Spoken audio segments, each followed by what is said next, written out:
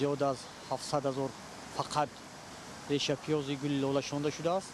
از آن جمله تای 1500 درختان آرایشی میوه دهنده و سوی افکن شانده شد. با دستگیری مقامات اجرایی حاکمیت در شهر دوشنبه البته تای 328 عدد صدبرگ‌هایی که از خارج کشور وارد کرده شدند با طرز کمپوزیسیونی در حدود باغ در 4 گوشه درآمد باغ البته شناخته شدند که این همه این به خاطر سیر و گشت مهمانان و سیاحان البته ما باغ رو همه جانبه آماده ساختیم. طبق معلومات شعبه آبادانی و کبودیزارکنی شهر دوشنبه در موسم گلشنانی و کبودیزارکنی در کارخانه و مؤسسه و تشکیلات‌های حدودی پایتخت در موسم تیر ماه سال 2025 و بهار سال 2026 به جای 3,999,630 دانه 6,799,431 دانه گلی لالای رنگارنگ شناینده شده است که 170% اجرای نقشه را تشکیل می‌دهد.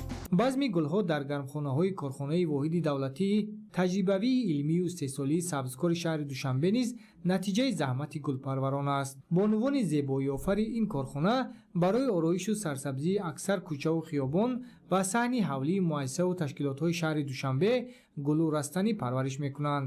дар ҳавои кушоди ин гулҳо ба худ таровати дигар гирифта ба атроф зиннати бештар мебахшанд. ҳар як намуди он бо шаклу намудаш зебогии ба худ хос дошта дар маҷмӯъ манзараи ҷолиберо ба вуҷуд овардааст. корхона ҳамасола нақша дорад то 4,100,000 гулҳои мавсимиро парвариш намуда ва ин намуди гулҳоро дар кӯчаву хиёбонҳои шаҳри душанбе гулгаштҳо ва боғҳои фарҳангӣ фарғоти шаҳри душанбе 5-6 намуди гулҳои мавсимиро парвариш аз он ҷумла гули салвия, тагец, бананза, тоҷи хурӯз, синия парвариш ифтоҳ шуда. бо дастгирии муҳтарам раиси шаҳри душанбе Рустам Эмомалӣ дар ҳудуди корхона як гармхонаи замонаӣ ба масоҳати 2000 метри квадратӣ сохта ба истифода дода шуд.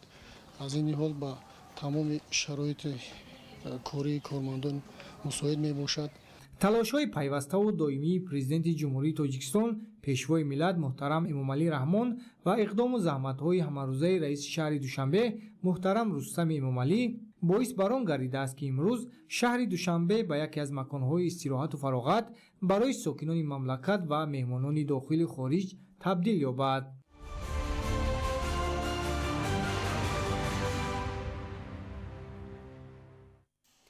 ҷашни наврӯз ҳамчун рамзи эҳёи табиат ва оғози зиндагии нав имрӯзҳо дар ҳар кӯчаву деҳа ва ташкилоти муассисаҳо бо роҳияи баланди сокинон ва шукӯҳу шаҳомати хоса таҷлил гардида истодааст.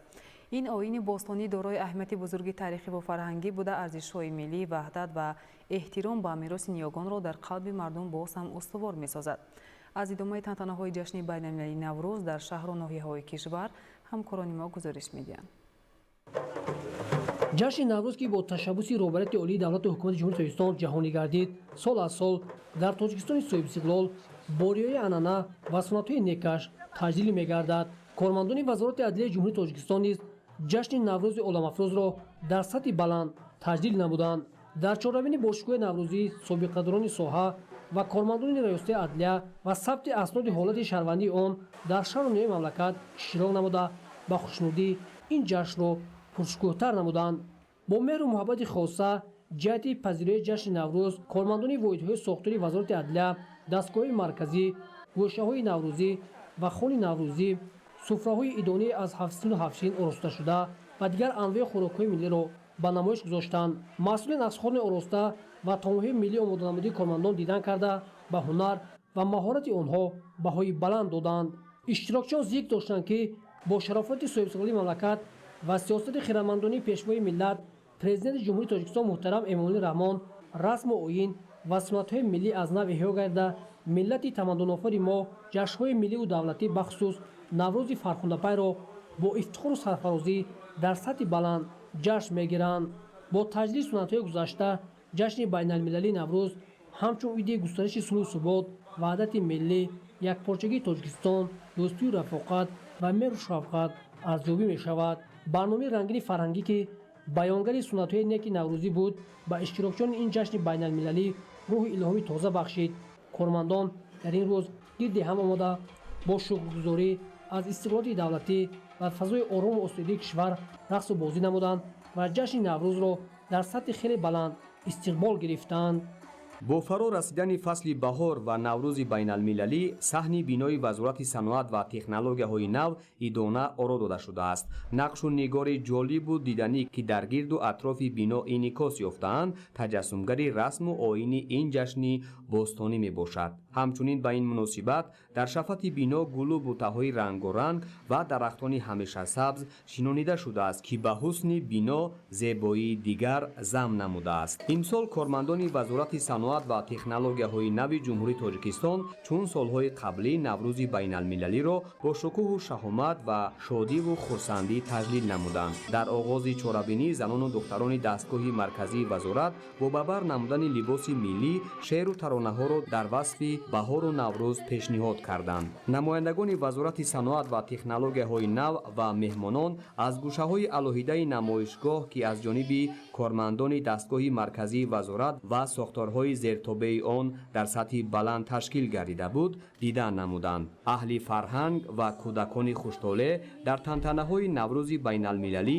шодиву хурсандӣ карданд. дар ин рӯз ҳамзамон донишҷӯёни муассисаҳои таҳсилоти олии назди вазорат ва омӯзгорон дастовардҳои худро дар самти ихтироъкорӣ ҷорӣ намудани илм дар истеҳсолот варзишӣ ва дигар намуди хизматрасонӣ муаррифӣ намуданд. таъкид шуд ки бо оғози рӯзи наву соли нав саноатчиёни кишвар бо ҳадафи рушди истеҳсолоти ватанӣ таъсиси коргоҳу корхонаҳои муосири саноатӣ ва таъмини некуаҳволии мардум бо тарҳрезии нақшаҳои нав тадбирҳоро амалӣ намуда дастовардҳоро афзун мегардонанд. дар хони наврӯзӣ анвои зиёди хӯрокҳои суннатии наврӯзӣ аз қабили суманак, таомҳои маъмули миллӣ оши палав, хурутоб, шакароб ва оши бурида ки бо тарзи хос пухта шуда буд ба маъраз гузошта шуданд. ҳамзамон намоиши ҳунарҳои мардумӣ аз ҷумла чакандӯзӣ, гулдӯзӣ, қолинбофӣ ва дигар анъанаҳои қадима таваҷҷӯҳи меҳмононро ба худ ҷалб кард. дар қисмати расмии чорабинӣ масъулони вазорати саноат ва технологияҳои нав ва меҳмонон баромад карда таъкид намуданд ки наврӯз ҳамчун мероси гаронбаҳои ниёгон дар замони соҳибистиқлолии кишвар бо ташаббус ва сиёсати хиратмандонаи президенти ҷумҳурии тоҷикистон пешвои миллат муҳтарам эмомалӣ раҳмон мақоми байналмилалӣ касб намуда имрӯз дар саросари ҷаҳон таҷлил мегардад. наврӯз яке аз кӯҳантарин ва пуршукӯҳтарин ҷашнҳои мардуми тоҷик ва дигар халқҳои ориёи табор ба ҳисоб рафта ба андешаи муҳаққиқон беш аз 6000 солро дар бар мегирад. дар идомаи чорабинии тантанавии кормандони вазорати саноат ва технологияҳои нав бо медал ва ифтихорномаҳо қадрдонӣ шуданд. барномаи фарҳангии идона бо иштироки ҳунармандон рангину хотирмон баргузор шуд. сурудҳои дилнишин, рақсу таронаҳои миллӣ ва саҳнаҳои ҷолиби театрӣ фазои идонаро боз ҳам гарму ҷӯшон намуданд. дар академияи миллии илмҳои тоҷикистон ҷашни наврӯзи байналмилалӣ бо шукӯҳи хоса таҷлил гардид. ба ифтихори ин ҷашни бостонӣ аз ҷониби олимону кормандони муассисаҳои илмии таҳқиқотии академия хони наврӯзӣ бо риояи суннату анъанаҳои миллӣ иборат аз 7 сину 7 шин ороста шуд. дар ин замина оростани дастархон суннатҳои наврӯзӣ ва намунаҳои ҳунару фарҳанги миллӣ муаррифӣ гардид. иброз гардид ки таҷлили бо шукӯҳи ҷашни наврӯз ва мақоми байналмилалӣ касб намудани он дар баробари эҳёи арзишҳои дигари моддию маънавии халқи тоҷик аз ташаббусҳои наҷиб ва сиёсати фарҳангии президенти ҷумҳурии тоҷикистон пешвои миллат муҳтарам эмомалӣ раҳмон буда барои муаррифии шоистаи давлату миллати тоҷик дар арсаи ҷаҳонӣ заминаи мусоид фароҳам овардааст. дар идомаи чорабинӣ бахшида ба ҷашни байналмилалии наврӯз ғолибони мусобиқаи варзишӣ ки маҳорати баланд, иродаи қавӣ ва рӯҳияи варзишӣ баромад намуданд, бо тӯҳфаҳои хотиравӣ ва ифтихорномаҳо қадрдонӣ шуданд. ҳамзамон ба 2 нафар аз фаъолон барои саҳми арзанда дар рушди соҳаи илму маориф нишони алочии маориф ва илм, инчунин ифтихорномаи вазорати маориф ва илми ҷумҳурии тоҷикистон тақдим гардид. барномаи бо шукӯҳи фарҳангӣ ки аз суруду оҳангҳои баҳорию ватандӯстӣ иборат буд, тантанаҳои ҷашни байналмилалии наврӯзро дар академияи миллии илмҳои тоҷикистон идома бахшид. файзи наврӯз дар кошонаи дониш таҳти ҳамин унвон кормандони сараёсати маорифи шаҳри душанбе ва муассисаҳои зерсохтори он наврӯзи байналмилалиро бо як шукӯҳу шаҳомати хоса ҷашн гирифтанд. чорабинӣ дар муассисаи давлатии маркази кӯдакон ва наврасони шаҳри душанбе бо иштироки маҳсулон доир шуд. дар чорабинии идона намояндагони ташкилоту идораҳои мақомоти иҷроияи ҳокимияти давлатии шаҳри душанбе, кормандони вазорати маориф ва илми ҷумҳурии тоҷикистон ва дигар сохторҳои дахлдор иштирок намуданд.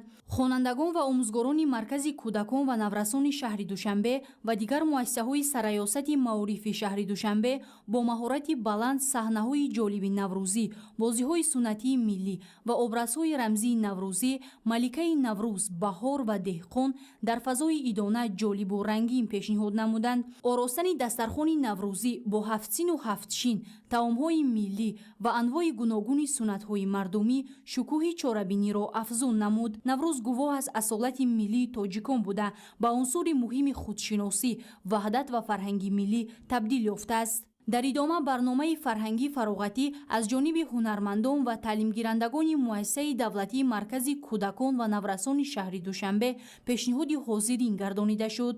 ҳамасола сокинони ноҳияи ҷайҳун наврӯзи оламафрӯзро бо шукӯҳу шаҳомати хоса таҷлил менамоянд. ба ифтихори наврӯзи оламафрӯз ва 35-солагии истиқлоли давлатӣ дар ноҳияи ҷайҳун иншооти таъйиноташон гуногун ки ба рушди соҳаи маориф ва тандурустӣ нигаронида шудааст мавриди истифода қарор гирифт. дар ин замина бо мақсади беҳтар намудани шароити иҷтимоӣ ва ҳифзи солимии аҳолӣ дар деҳаи суғдиёни ҷамъияти деҳоти қумсангир бунгоҳи тиббӣ муҷаҳҳаз бо таҷҳизоти муосири соҳавӣ бо саҳми сокинону соҳибкорони маҳаллӣ ба истифода дода шуд. дар бунгоҳи тиббӣ шароити муосир барои ташхису табобат фароҳам буда аҳолии деҳа ба маркази ноҳия нарафта аз хидматрасонии бунгоҳи тиббӣ истифода баранд. дар ин баробар ҷиҳати фароҳам овардани шароити таълиму тарбия дар ноҳия дар даврони соҳибистиқлолӣ муассисаҳои зиёди таълимӣ ва синфхонаҳои иловагӣ сохта шудаанд. баҳри баланд бардоштани донишу малакаи насли наврас дар ҳудуди ноҳияи ҷайҳун дар назди 12 муассисаи таҳсилоти миёнаи умумӣ 20 синфхонаи иловагии маркази инкишофи кӯдак ба истифода дода шуд. бо бунёди синфхонаҳо шароити хуби таълиму тарбия ба хонандагону омӯзгорон муҳайё гардид.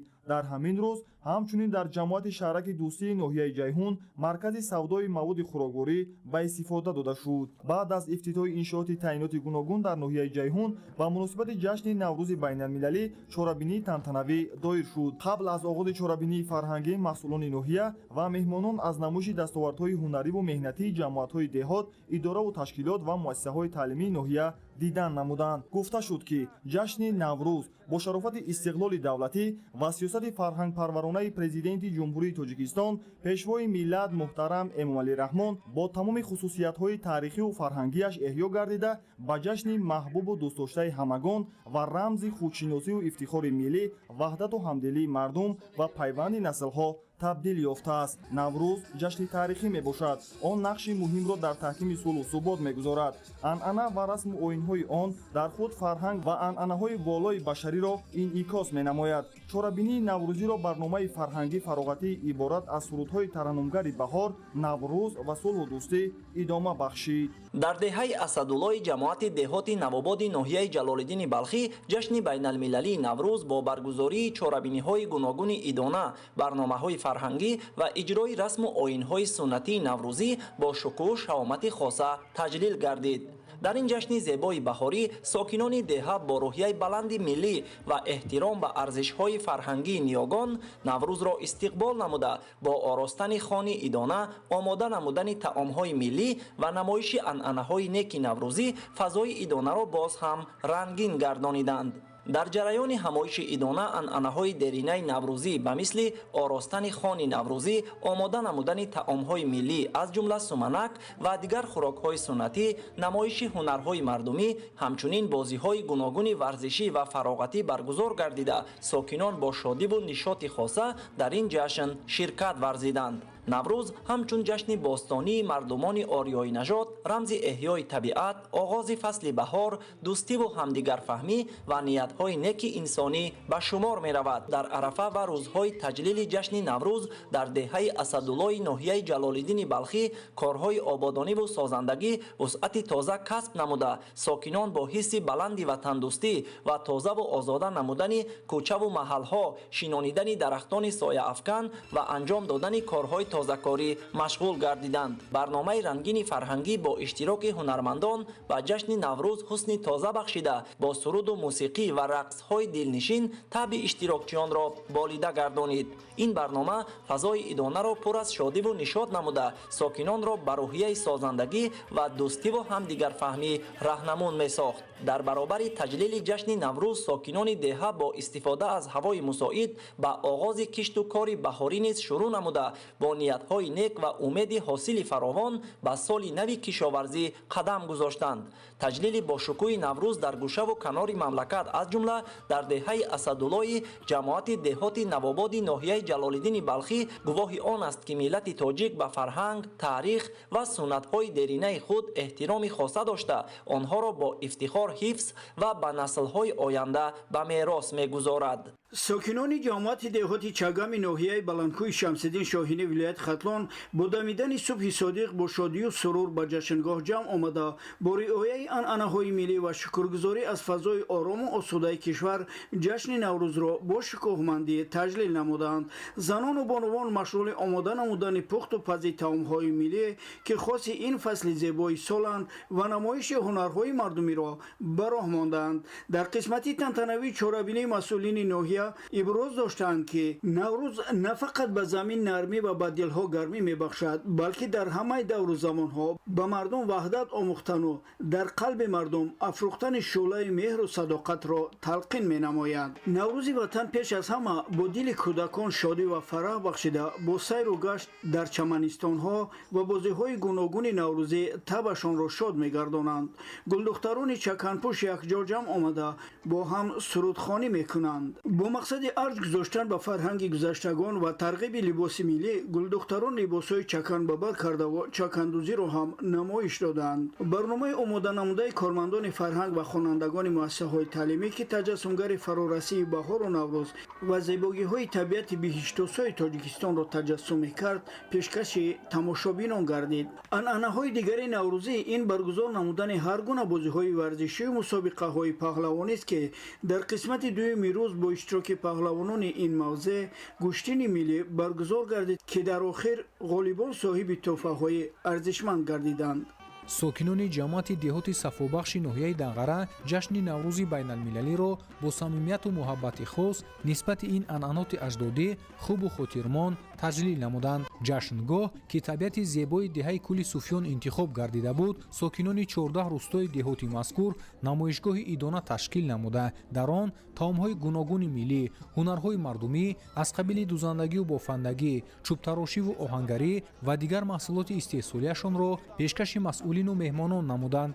наврӯз, ки оғози фасли сол, пирӯзии некӣ барбадӣ мебошад, ҳамагон бо як тинати соф ҳамдигарро бо ин рӯзи нек таҳният мегуфтанд ва чунин иштироки фаъолонаи сокинон бо риояи тамоми анъаноти неки наврӯзӣ шаҳодат аз он медод, ки воқеан ҳам ҷашни наврӯзро ниёгони мо ҳазорсолаҳо боз бо риояи анъаноти марбут ба наврӯзу баҳор ҷашн мегиранд ва дар даврони соҳибистиқлолии мамлакат бошад, маҳз бо ташаббусу пешниҳоди пешвои миллат муҳтарам Эмомалираҳмон ин ҷашни аҷдодии мо мавқеъи байналмилалӣ касб намуд ва ҳамакнун 16 сол мешавад, ки дар даҳҳо давлатҳои дунё ҷашни наврӯзро бо анъанаву суннатҳое, ки ба наврӯз ва мардуми Тоҷикистон хос мебошад, дар сатҳи баланд ҷашн мегиранд.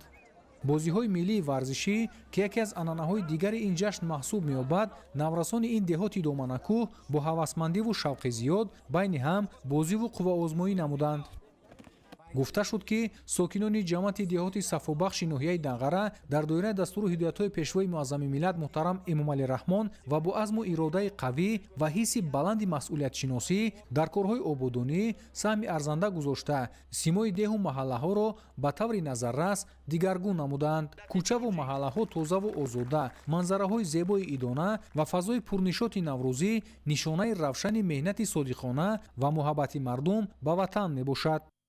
ҳамин тавр ҷашни наврӯзи байналмилалӣ дар ҷамъияти деҳоти сафобахши ноҳияи Данғара бо иштироки васеъи сокинон дар ҳавои софу беғубори рӯзҳои фараҳбахши баҳорӣ зери суруду таронаҳои дилнишини аҳли фарҳанг то анҷоми вақти муайян гардида идома ёфта мардум хушҳолӣ намуданд. дар таърихи фарҳанги мардуми мо ҳеҷ як анъана ва расму оине чун ҷашни фархундаи Наврӯз азизу арҷманд ва кӯҳантар нест. аз ин лиҳоз ин ҷашни бостониро мардуми тоҷик ҳамасола бо шукӯҳу ҷалоли хоса ҷашн мегиранд. ҳайати омӯзгорону кормандон ва донишҷӯёни донишгоҳи давлатии Данғара наврӯзи байналмилалиро дар табиати зебои кишвар бо риояи суннату анъаноташ хотирмон таҷлил намуданд. садорати факултетҳо ва дигар сохторҳои донишгоҳ дар гӯшаҳои махсус намоишгоҳ ташкил намуда таомҳои миллӣ, ҳунарҳои мардумӣ ва дигар дастовардҳояшонро муаррифӣ намуданд. миёни факултетҳои донишгоҳ ҷиҳати пешниҳоди беҳтарин дастовардҳо ва намоиши суннату анъанаҳои наврӯзӣ озмун эълон гардида буд, раёсати донишгоҳ ва ҳайати ҳакамон дида намуда баҳогузорӣ намуданд. бозиҳои наврӯзӣ ки решаҳои амиқ дар таърихи мардумони мо доранд як ҷузъи ҷудонашавандаи ин ҷашн ба ҳисоб мераванд. онҳо на танҳо воситаи фароғат балки ифодакунандаи меросу фарҳанги гузаштагонамон ба ҳисоб мераванд. аз ин рӯ дар гӯшаи дигари ҷашнгоҳ миёни омӯзгорону кормандон мусобиқаву бозиҳо аз қабили гуштингирӣ, арғамчинбозӣ, мусобиқаҳои зеҳнии шашкаву шоҳмод ва дигар намудҳои бозиҳои шавқовар ташкил гардид ки иштирокчиён маҳорати хуб нишон доданд. ҳамин тавр ҳайати омӯзгорону кормандон ва донишҷӯёни донишгоҳи давлатии Данғара зери суруду таронаҳои дилнишини баҳорӣ дар табиати зебои ин гӯшаи диёр то анҷоми вақти муайян гардида фараҳу шодмонӣ намуданд. дар ноҳияи Мир Саид Али Ҳамадонӣ ҳамоно тантанаҳои идонаи наврӯзӣ идома доранд. ба ин муносибат сокинони ҷамоати деҳоти ба номи Саидқул Турдиев дар деҳаи Сомониён чорабинии ҷашнӣ баргузор карданд. дар чорабинии бошукӯҳи ҷашнӣ намояндагони мақомоти иҷроияи ҳокимияти давлатӣ, кормандони касбу кори гуногун, сокинони маҳаллӣ ва дигар меҳмонон ширкат намуданд.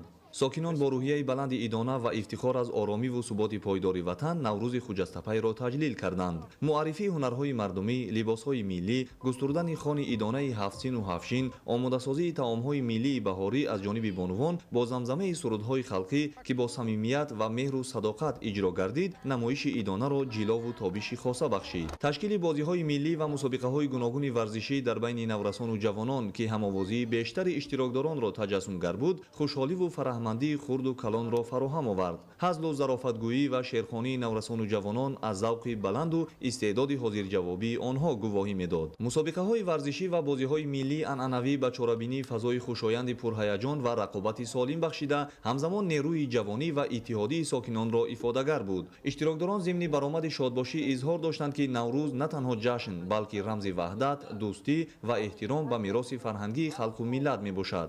дарки ҳамин маънӣ дар намоишгоҳи идонаи чорабинии мазкур ба таври комил эҳсос мешуд. пешниҳоди барномаи ҷолиби фарҳангӣ бо тақдими суруду таронаҳои ватандӯстона ва тараннумгари зебоиҳои фасли баҳору таҷассумгари мазмуну моҳияти фалсафии наврӯзи байналмилалӣ ба шодии мардум нишоту хушҳолии дучанд бахшида, сокинон аз тантанаи ваҳдату истиқлоли пойдори меҳан изҳори ифтихору қаноатмандӣ карданд. тантанаи ҷашни наврӯз дар деҳаи шибанай бо ташкили мусобиқаи гӯштини миллии гӯштингирӣ ки ин нав мусобиқа асосан хоси ин ҷашни аҷдодӣ маҳсуб меёбад идома ёфт. дар ин сабқати варзишӣ беҳтарин паҳлавонон аз ҳама ҷомати шаҳраку деҳоти ноҳия ва атрофиён иштироки фаъол намуданд. роҳандозии чунин мусобиқаҳои варзишӣ ки дар он варзишгарон маҳорати хуб нишон медиҳанд, омили хуби омода намудани варзишгарон барои мусобиқаҳои варзишии сатҳи байналмилалӣ дониста мешавад. варзишгарони ҷавон ки борҳо дар мусобиқаҳои гуногун сатҳ маҳорату малакаи баланди варзишӣ нишон дода мақомҳои ифтихориро ба даст оварданд, бидуни ягон шубҳа дар ин мусобиқа низ ба гирифтани тӯҳфаҳои арзишманд шарафёб шуданд. дар муассисаи давлатии кӯмаки аввалияи тиббию санитарии шаҳри бохтар чорабинии идона бахшида ба ҷашни наврӯзи оламафрӯз бо шукӯҳу шаҳомати хоса баргузор гардид. Дар ин ҳамоиши идона масъулини мақомоти иҷроияи ҳокимияти давлатии шаҳри бохтар, меҳмонон ва кормандону фаъолони соҳаи тандурустӣ иштирок намуданд. Нахуст иштирокдорон аз намоиши дастовардҳо ва маҳсули фаъолияти муассиса дидан намуда, ба ташаббускорон барои бароҳ мондани чунин намоиши ҷолиб изҳори сипосу миннатдорӣ карданд. ضمن سخنرانی‌ها مسئولین شهر اوید به اهمیت و جایگاه خاصی جشن نوروز و تحکیم وحدت و همبستگی، احیای سنت‌های ملی و ترغیب ارزش‌های انسانی ابراز نظر نموده تاکید کرده شد که واقعاً هم نوروز با آب و خاک، مرز و بوم و روح تمدن‌ساز نیاگان ما پیوند ازلی داشته. رسم و آیین‌های آن رمزهایی دارند که از زمان‌های باستانی تا امروز روزگار مردم فرهنگی و آبادگر و انسان دوست و تحملگرای ما را همراهی میکنند.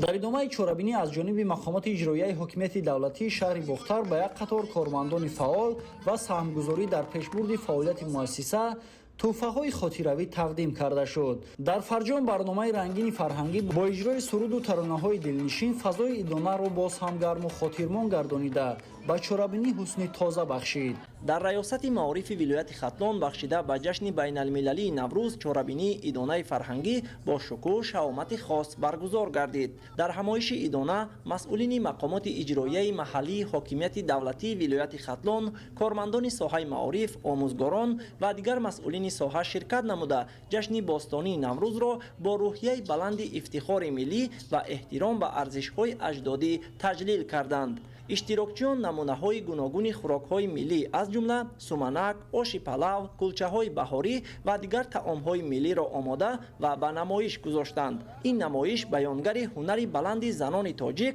و غناوت دسترخوان ملی میباشد. بخش پیشنهاد هنرهای مردمی نیز دقت اشتراکچیان را جلب نموده احترام به فرهنگ ملی و حفظ میراث نیاگان را باز هم تقویت میبخشید. ابراز گردید که نوروز از کهن‌ترین جشن‌های تمدن بشری بوده، رمز احیای طبیعت، آغاز زندگی نو و تنتنه روشنایی و نیکی محسوب می‌یابد.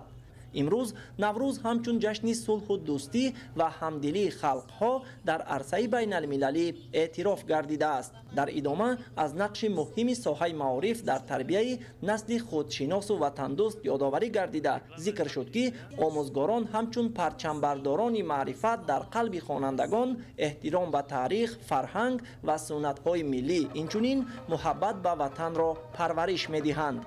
در قسمت فرهنگی سرود و موسیقی‌های ملی فضای ادانه را باز هم گرم و جذاب گردانید. چاره‌بینی ادانه در فضای دوستی و همدلی با شادی و نشاط ادامه یافته به اشتراکچیان روحیه تازه و الهام نو بخشید. ماموریت و آموزگاران مؤسسه تعلیمی خصوصی کالج طبی ناحیه فرخار جشن بین المللی نوروز عالم‌افروز را با رعایت رسم و آیین، عنعنه‌های نیاگان، دستاوردهای نظررس علمی و تعلیمی و فرهنگی و ورزشی استقبال گرفتند. نخست مهمانان چاره‌بینی از گوشه هنرهای مردمی و نمایش دستاوردهای علمی و ایجادی به نمایش گذاشته شده دیدن نمودند. در این مؤسسه تعلیمی با درک عمیق ماهیت فرهنگی این جشن قدیمی تاجیکان، مسئولان فاکولته‌های مؤسسه خانه ادانه نوروزی آراستند که به هنر و مهارت پیشنهاد نموده دانشجویان بهای بلند داده شد. در این ضمن ابراز گردید که از نوروز تا نوروز مؤسسه تعلیمی خصوصی کالج طبی ناحیه فرخار به یک قطار دستاوردهای علمی و ایجادی و ورزشی نائل گردیده برای باز هم بلند برداشتن صفت تحصیلات و تطبیق برنامه و استراتژی‌های ساحه کلی آموزگاران منبع سعی و تلاش خواهند ورزید. اینچنین علاوه گردید که محض در دوران صاحب استقلالی جمهوری تاجیکستان جشن و سنت‌های ملی از جمله نوروز از نو احیا شدند. امروز این جشن فرخنده را کشورهای حوزه نوروز همچون رمز احیای طبیعت، تحکیم صلح و دوستی، وسعت کارهای آبادانی و سازندگی و رابطه‌های نیک بین خلق و ملت‌های گوناگون استقبال می‌گیرند. در این چاره‌بینی با شکوه جوان دختران به هم آمده با شکرگزاری از فضای صلح و ثبات و امنیت کامل جمهوری تاجیکستان شادی و خرسندی نمودند. در این تدبیر دایر گردیده چند نفر آموزگاران برای مهنت صافدلانه و سهمگذاری در همه گونه کارهای جمعیتی با افتخارنامه‌ها سرفراز گردانیده شدند. برنامه هنری هنرمندان و دانشجویان که وصف وطن و تاجیکستان مهر و صداقت و بهار این سرزمین را ترنمگر بود و چاره‌بینی ثروت تازه ضم نمود.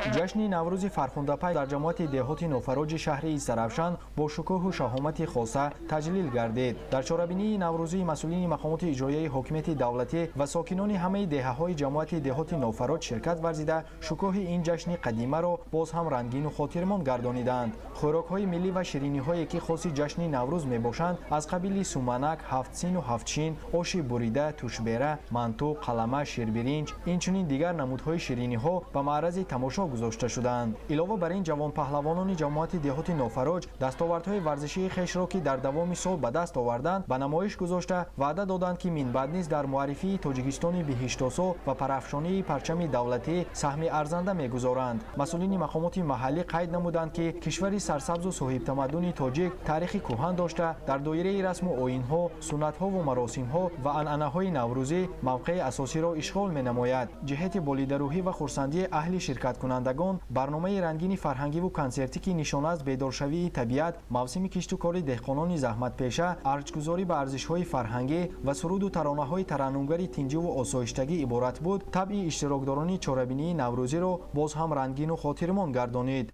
جشن نوروزی عالم‌افروز همچون عید بهار و حیوشوی طبیعت در تمام کشورهای آسیای مرکزی خصوصا جمهوری تاجیکستان که برحق وطنی نوروز است با خصوصیت‌های خاص دوام چند روز جشن گرفته می‌شود و حالا تنتنه‌های این جشن بوستانی که با تشبث پیشوای ملت پرزیدنت جمهوری تاجیکستان محترم امامعلی رحمان جهانی گردید در شهر و ناحیه‌های ولایت مختار کوهستان بدخشان در سطح بلند و افتخار بی‌اندازه ادامه دارند. کارمندان ریاست تندرستی و کالج طبی شهر خوروغ با تمام سنت‌های نیک نوروزی با صدای دف و دایره و شادی و سرور که خاص جشن نوروز مبارک قدم است با برنامه ویژه نوروزی و نمایشگاه با شکوه ایدانه را تشکیل نمودند. در نمایشگاه تمام محصولات دستی از قبیل هنرهای مردمی و طعام‌های خاص مردم تاجیک هم قدیمی و هم معاصر تاجیک به نمایش گذاشته شدند. در تالار نوروزگاه قید گردید که جشن نوروز عجم در ردیف سنت‌های ملی خلق‌های مختلف عالم ارزشمندترین جشن مردمی به حساب رفته. این جشن زیبای بهاری با روحیه زندگی سازش حیات بشریت را منور و معطر می‌گرداند. کارمندان ساحه تندرستی با روحیه بلند و افتخار بی‌اندازه در جشنگاه جمع آمده برای به جا آوردن سنت‌های نیک نوروزی به نمایش گذاشتن رسم و آیین‌های نیک این جشن جهانی، رقص و سرود و دیگر عنعنه‌های نیک را اجرا نمودند. همچنین برای بازم رنگین و زیبا نمودن بزم نوروز عجم با جلب کارمندان در جشنگاه برنامه رنگین فرهنگی با پیشنهاد ترانه‌های وصف این جشن بهاری و رقص و سرودهای جالب براه مانده شد که به بزمگاه نوروزی تراوتی دیگر بخشید.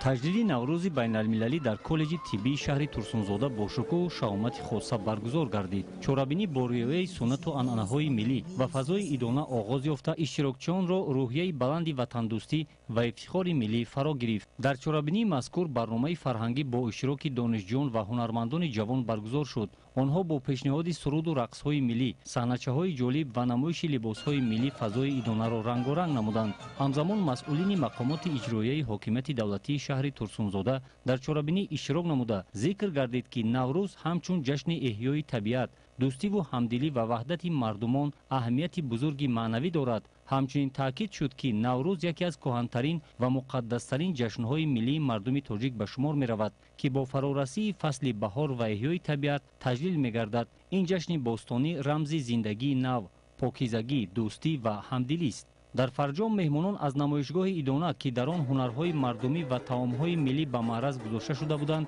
بازدید به عمل آوردند. چهاربینی در فضای گرم و صمیمی و با احساس افتخار از فرهنگ ملی جنبست گردید.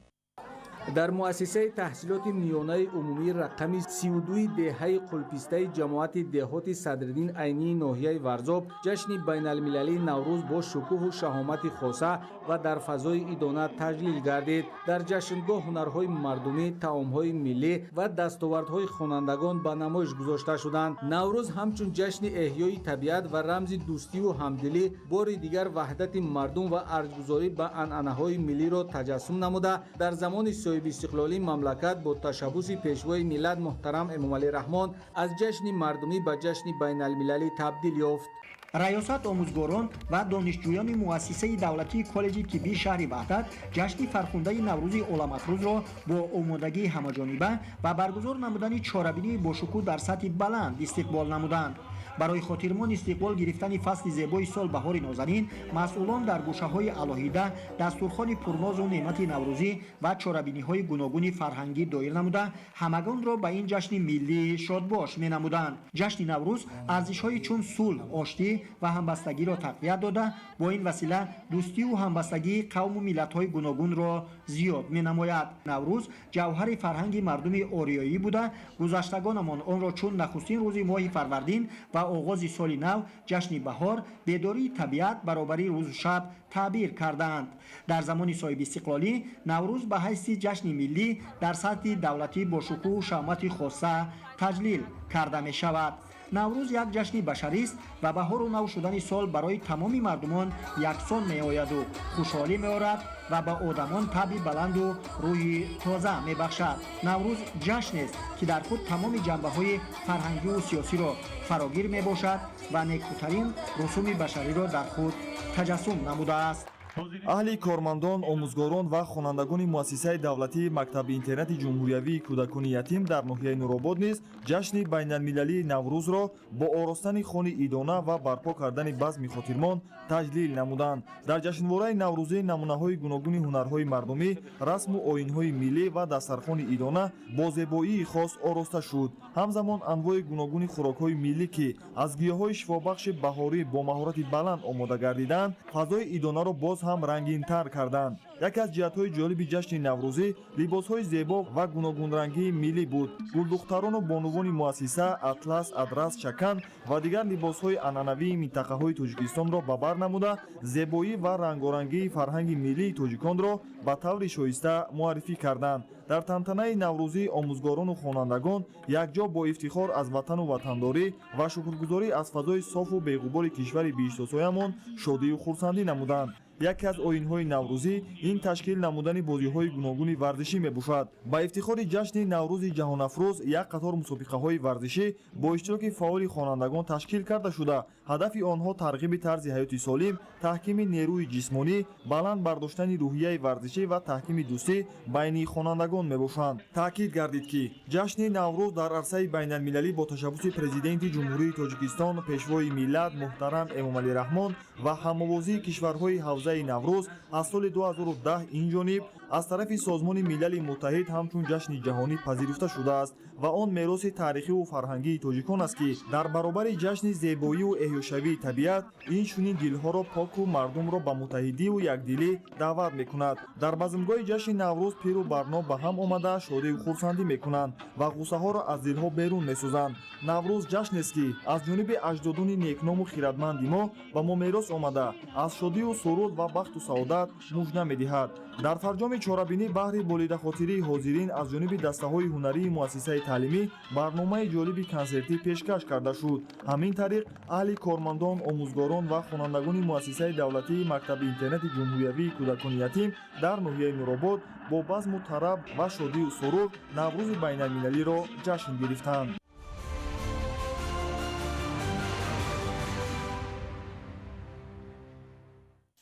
ҳимояи неъматҳои муқаддас чун озодиву истиқлол ва манфиатҳои милливу давлатӣ вазифаи ҳар фарди бонангу номӯз, ватандӯсту ватанпарвар ва худшиносу худогоҳ буда ҷавонписарон хизмат дар сафи қувваҳои мусаллаҳи мамлакатро чун нишонаи олии шарафмандӣ, мактаби матонату мардонагӣ ва далериву боҳимматӣ меҳисобанд.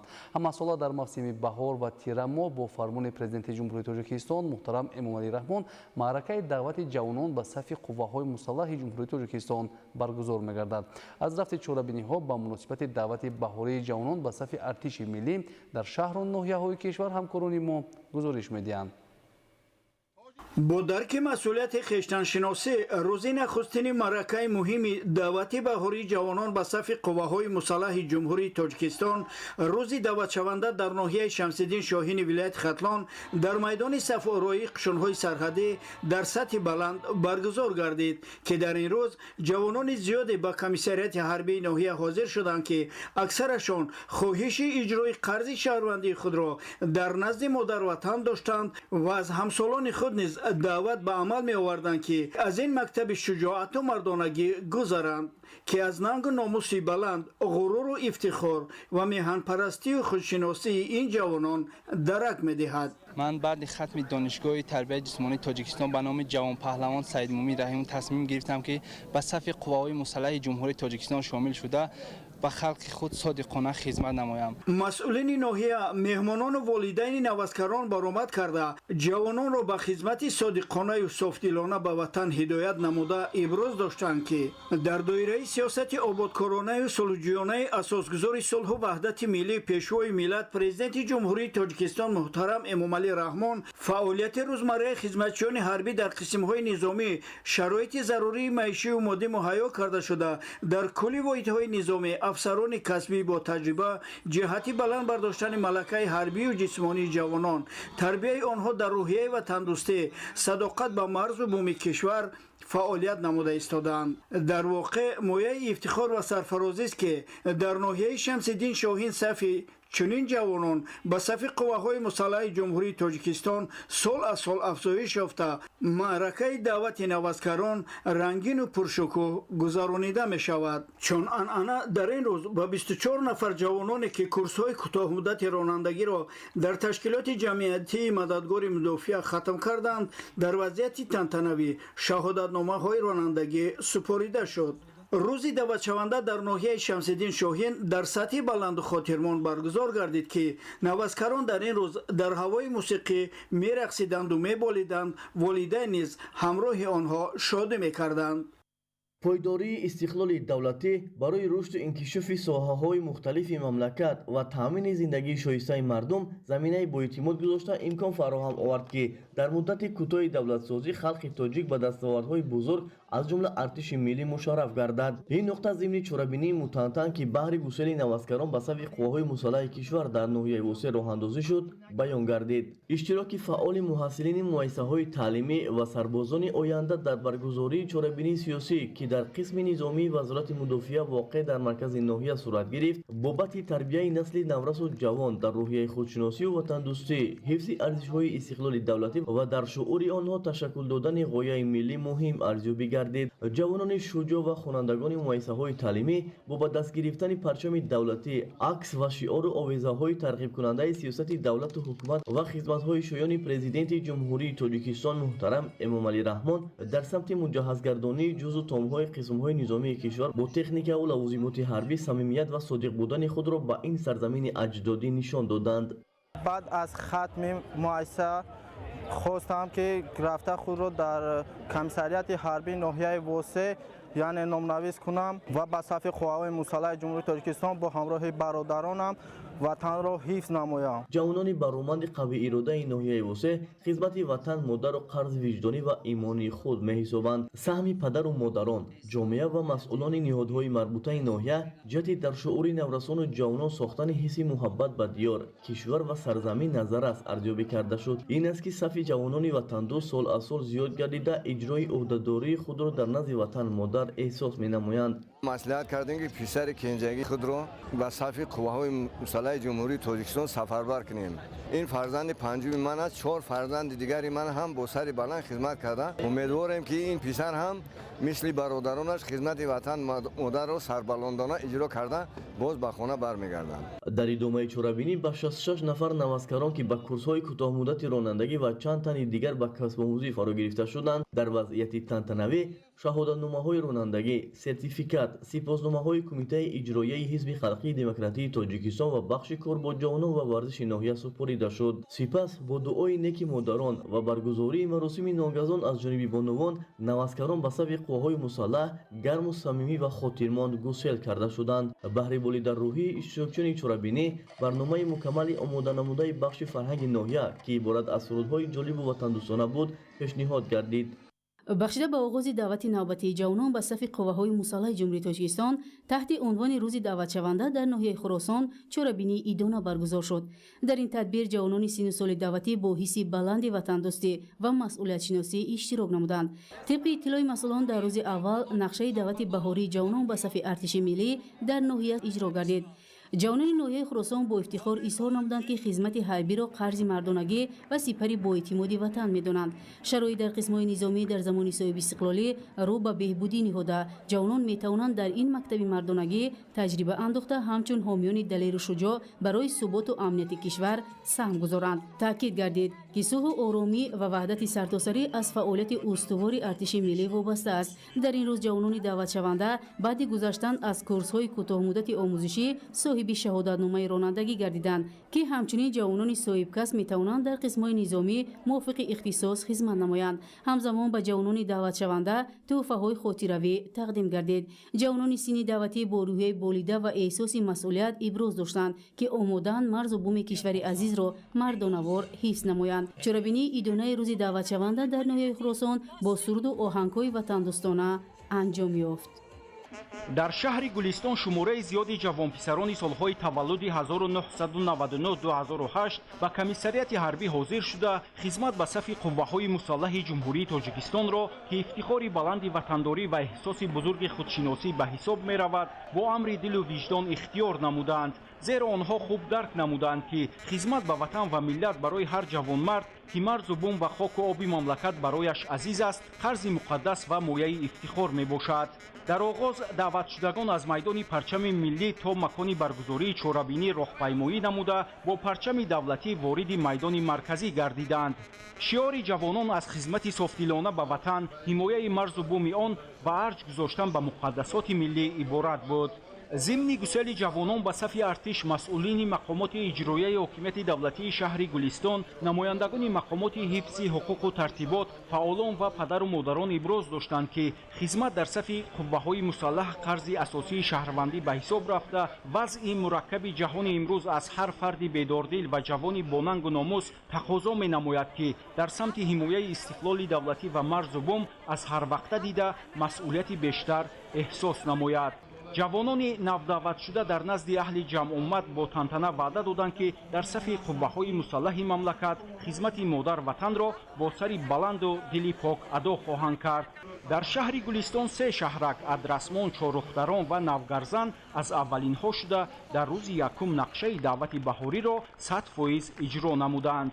дар идомаи чорабинӣ ба ҷавонони даъватшуда ки бо иқдоми мақомоти иҷроияи ҳокимияти давлатӣ ва комиссарияти ҳарбии шаҳри Гулистон ба таври ройгон даврҳои кӯтоҳмуддати ташкилоти мададгори мудофиаро хатм намуданд, шаҳодатномаҳои ронандагӣ тақдим карда шуд. дар ин рӯз аз ҷониби мақомоти иҷроияи ҳокимияти давлатии шаҳри Гулистон дар баробари оростани дастурхони идона барномаи фарҳангӣ ташкил ва ба ҷавонписарони даъватшуда тӯҳфаҳо низ тақдим карда шуд. маъракаи баҳории даъвати ҷавонон ба сафи қувваҳои мусаллаҳи мамлакат дар шаҳри Исфара муташаккилона оғоз гардида, гурӯҳи аввалини ҷавонони матинирода ки бо амри дилу виҷдон азми хизмати модар ватан карданд, бо тантана ба хизмати ҳарбӣ гуселонида шуданд. ба ин муносибат дар майдони Исмоилӣ Сомонӣ маркази шаҳр ҳамоиши тантанавӣ баргузор гардид. ҷоизи зикр аст ки дар нахустин рӯзи сафарбарнамоӣ ва гусели ҷавонон ба сафи қувваҳои мусаллаҳи мамлакат, ҷамоатҳои деҳотӣ Воруху Чоркӯҳ аз иҷрои меъёрҳои муқарраршудаи даъватӣ бо сарбаландӣ паём расониданд, ки аз оғози нек ва муташаккилонаи маъракаи даъватӣ башорат медиҳад.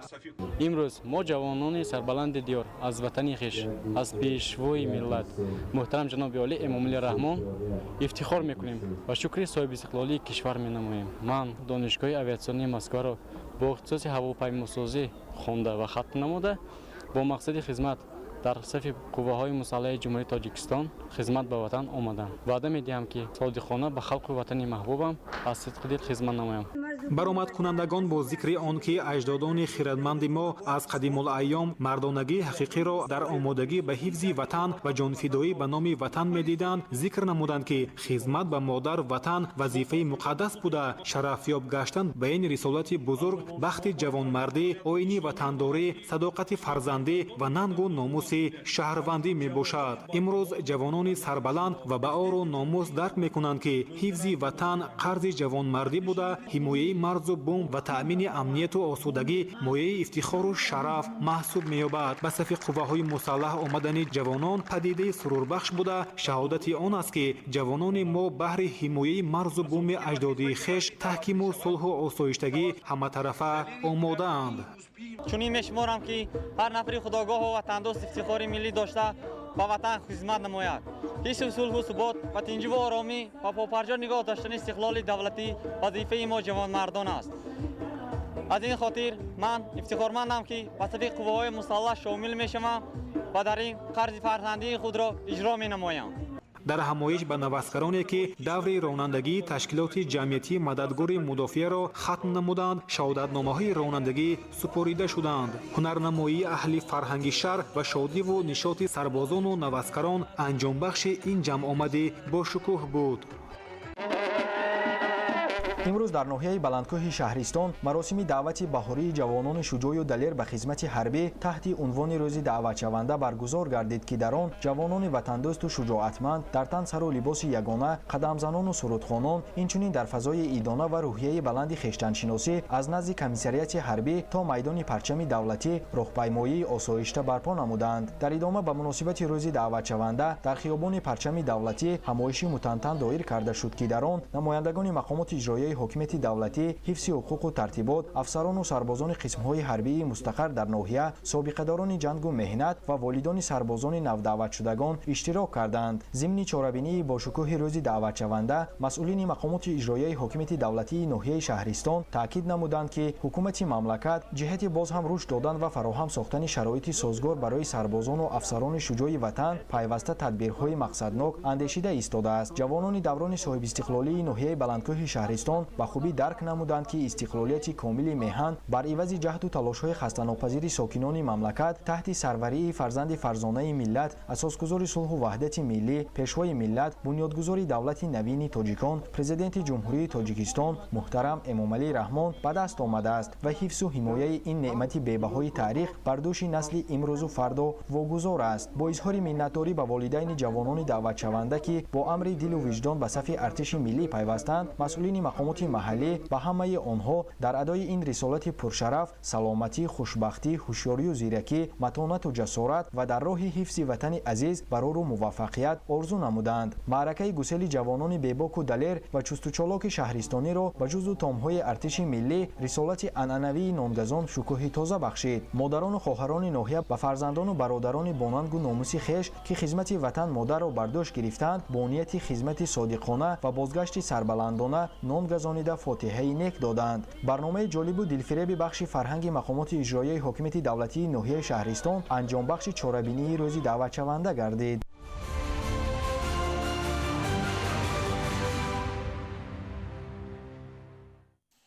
дар пойтахти ҷумҳурии тоҷикистон ҳафтумин мусобиқаи байналмилалӣ оид ба гӯштингирӣ барои дарёфти ҷоми раиси шаҳри душанбе баргузор мегардад.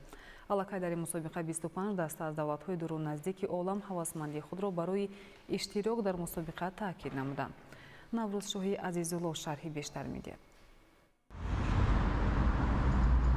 ҳафтумин мусобиқаи байналмилалӣ оид ба гӯштингирӣ барои дарёфти ҷоми раиси шаҳри душанбе дар ҳамин толори барҳавои қасри теннис ва маҷмӯаи варзиши обӣ доир мегардад.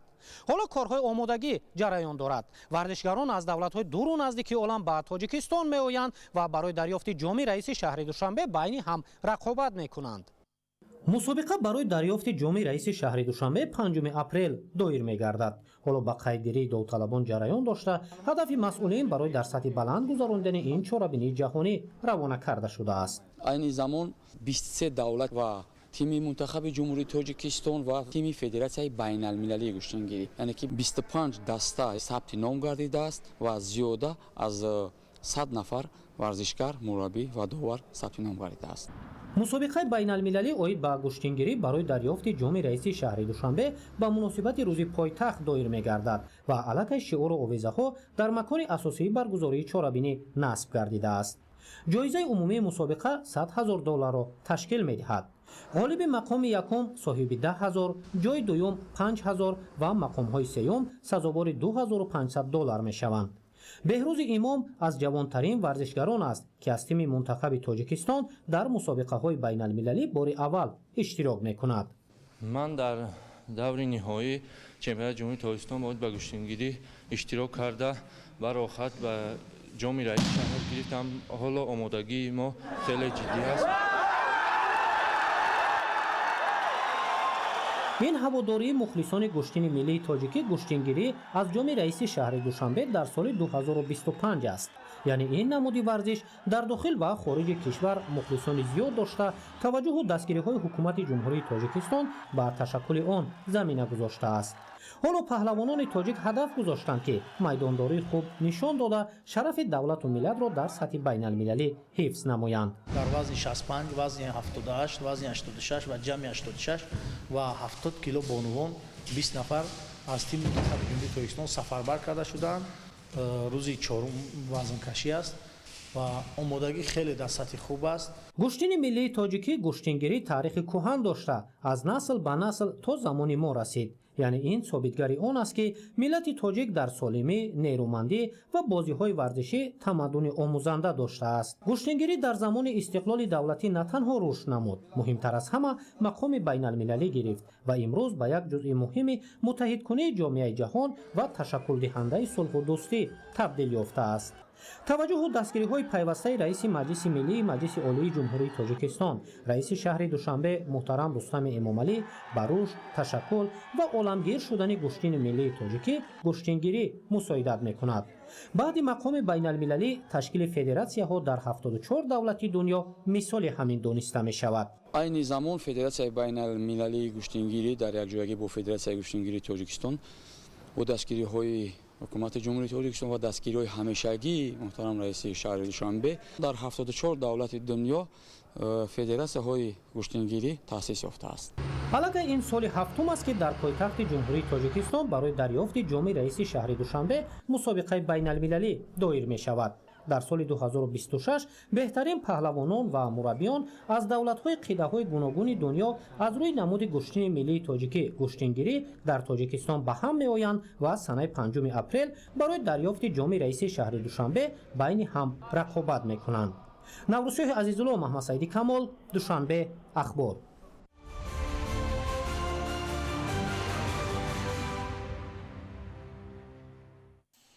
бинандагони гиромӣ, нашри муфассали барномаи тилоти ахбор хотима меёбад. тансияту хонобод бошед.